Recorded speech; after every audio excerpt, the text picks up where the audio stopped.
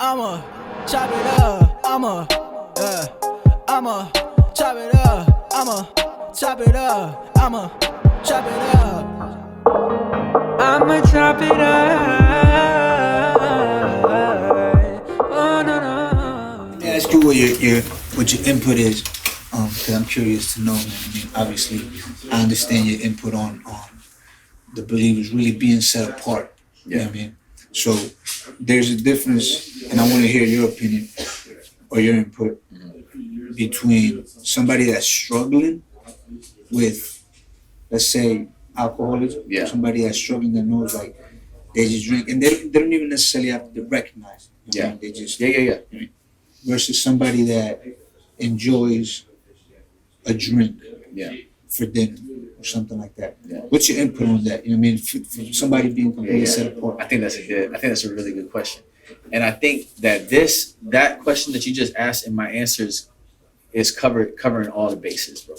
I've said this before that it's not about where you're at, it's about the direction that you're moving. Right? And like according to God, this is one thing that we have to understand. God is not intimidated by sin. He's not intimidated by what you're caught up in. Yeah. That stuff doesn't intimidate him. In fact, he can snap his finger and it's done. Yeah. He chooses not to because you got a lot to learn. Yeah. That's it. You feel what I'm saying? Yeah. But so with God being such a big God, so much greater than this stuff that we really just like beat ourselves up about. So we don't have to have this perspective that we have about it. We got to just know that God is greater. Our pursuit needs to be of God. Yeah. At the same time, we understand that, the Holy Spirit reveals to us right and wrong. And we have to understand that in that pursuit, we got to leave the wrong behind. Yeah. Now, check this out. The Bible says in Philippians, be anxious for nothing, but in all things through prayer and supplication with thanksgiving, let your requests be made unto God. That says be anxious for nothing, which means that if I'm requesting, Lord, please deliver me from this sin I'm dealing with, I got to understand that my anxiousness could tie me up in another sin. You know what I'm saying? Yeah. Putting the rush on God. Yeah. Because God's bigger than this. Yeah. He's not rushed. Yeah. But at the same time, he does will for you to be set free. Yeah. So I got to trust in God that his will for me is to be set free. Yeah. And as long as I pursue him, it will be done. And most of the things that we see when God moves in our life, most of the time we notice that it happened kind of when we weren't paying attention. Yeah.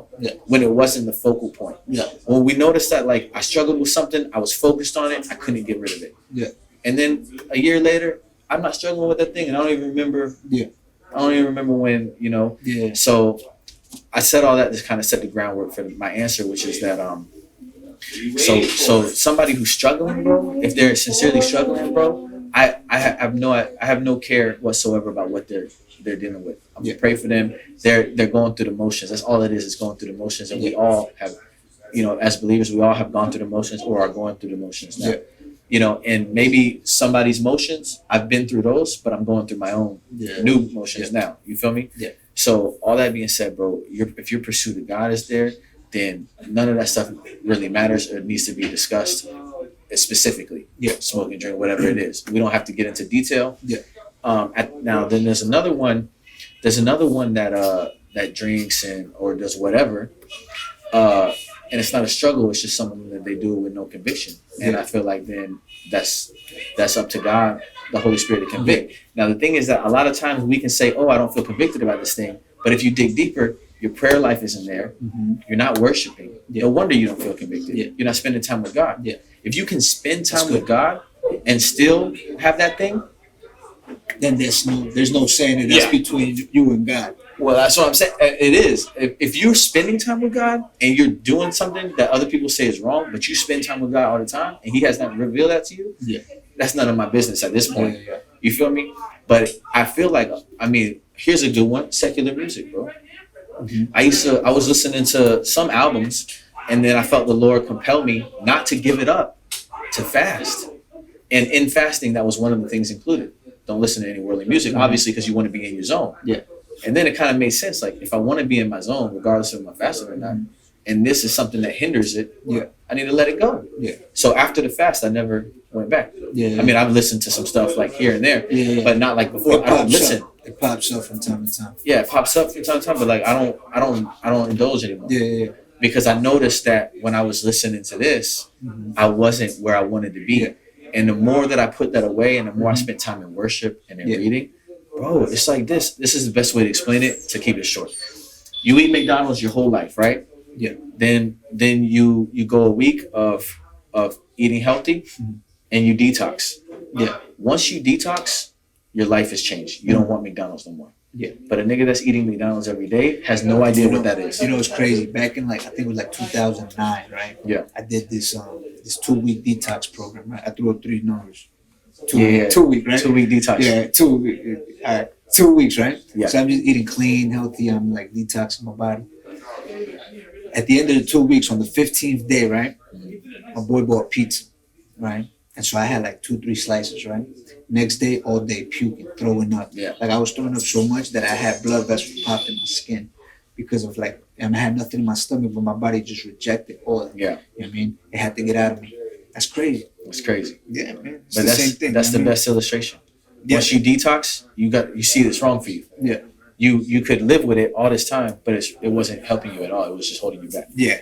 Exactly. So that's a lot of those things, bro. You don't know once you become a believer, you got to understand. I don't live for myself. Yeah. Even if I feel like I can handle this, it's not about you. Yeah. It's about other people now. Yeah. I'm serving the people. So what do I look like serving the people, but still dipping and dabbing? You know, I need to set a good example. You feel what I'm saying? Yeah. Now here's an interesting scenario, right? You're amongst family, and you guys are drinking wine over dinner, but you're in the privacy of your own home. Yeah. I personally don't feel like God would have any kind of dispute with that. Yeah. But and I not that you're being fake because you're not doing it in front of people, but in front of people you're on your A game, and then there's like maybe a time. You know how the Bible says there's a time for everything. Yeah. I'm not trying to preach this, but this is my idea. Yeah. Is that maybe in that setting, this is a different time. Of course, well, that's one of the reasons why I ask, you know what I mean? Because I'll be 100. I mean, we're here, we're interviewing, we're talking, so that we can be transparent. This is what the church should be, just being transparent. Yeah. And the reason why I asked that question for your input, I respect your input, I respect your opinion and your knowledge. And so I don't consider myself to struggle with alcohol. I don't consider myself to struggle with smoking. I don't do those things. But occasionally when I go out to dinner with my wife, I might enjoy a glass of wine. I might enjoy a cocktail. You understand what I'm saying? So that's what, like, where's the balance? Where's the line drawn? You know what I mean? Like, am I wrong? Am I in sin for doing these things? You know what I mean? Even though I'm enjoying a moment with my wife. Yeah. You know what I mean? Or is God being glorified in me spending time with my wife and taking her out to dinner? You understand what I'm saying? Yeah. Because it's not like, man, I need to turn up. I need to get drunk. You know, I need to go out. You know what I mean? I don't need it. You know what I mean? And when it is enjoyed, it's enjoyed. It's like an occasional thing. You know what I'm saying? So, And I think there's something special about that. And I think that where we go wrong is trying to define the do's and don'ts of our faith with rules. Yeah.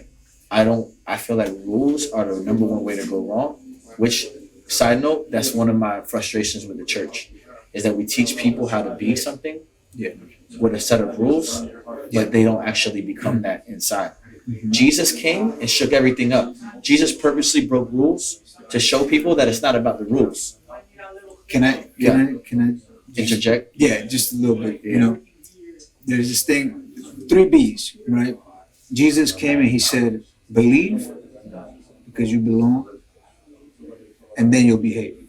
Yeah. But the system today is behave so that way you can belong, and then you can believe. Yeah. You understand what I'm saying? Yeah, It's yeah. all backwards. Yeah. You understand what I'm saying? Exactly. So it's continue with what you're saying. I just wanted to put that in there. You know what I mean? So basically, like if I try to tell you, absolutely don't ever drink any alcoholic beverage, I'm doing you a disservice because maybe in your heart you still desire to drink alcohol or indulge, and it's not something. It's something that you've been able to, in your own flesh, you've been able to resist, but there wasn't any transformation there. However, there could be a full transformation in the spirit. Yet you occasionally, like you said, go out with your wife and consume alcoholic beverages. You know what I mean? Now, and it's a completely different thing. Though. it is a completely different occasion. Everything about it is different because we're not drinking to get drunk. You know what I mean? Like how most believers that do drink say, "Oh, the Bible says don't drink." It doesn't say don't drink. It says don't get drunk. I mean, so they justify it like that. But we don't do it with those. You know what I mean? Because steak tastes awesome with some red wine. You know what I mean? Yeah. It's just the experience type of thing. You know what I mean? So nowadays, if I do enjoy a glass of wine, it's not because I'm trying to get drunk. You know what I mean? And I might not even finish the whole glass. You know what I mean? I'm just out for dinner with my wife. You know what I mean? Make it a real nice experience. Another thing is that it's funny that they called John a drunkard, right? The people in the world. This is the thing, when you're living for God, they're gonna accuse you. They'll make up stuff about you. So I'm not in any way trying to say that means that he drank, but I'm just saying it's funny that they came up with that word out of all things. Maybe he did occasionally drink, and they'll try to use anything that you do to destroy you. But you got to remember that on both sides. They'll try to use anything you do to destroy you. So you may enjoy a glass of wine with your wife, but you're a pastor of a church, and somebody in the media just caught you, and now you just lost your reputation over something that everyone else does, but you're not supposed to do it.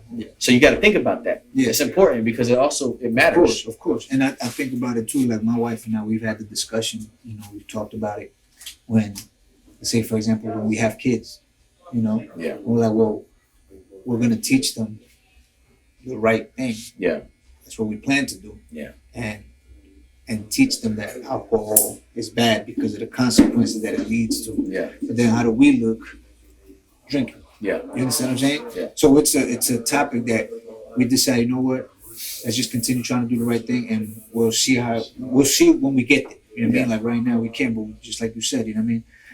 It hit home when you said you're praying. If you're not praying, if you're not spending time with the Lord, it's gonna have a huge impact on what you do. I mean, that hit home because it's true. You know what I mean? Based off whatever I get in the presence determines what I'm gonna do out. I'ma chop it up. I'ma chop it up. I'ma chop it up. I'ma chop it up. I'ma chop it up. Oh no no. I'ma chop it up.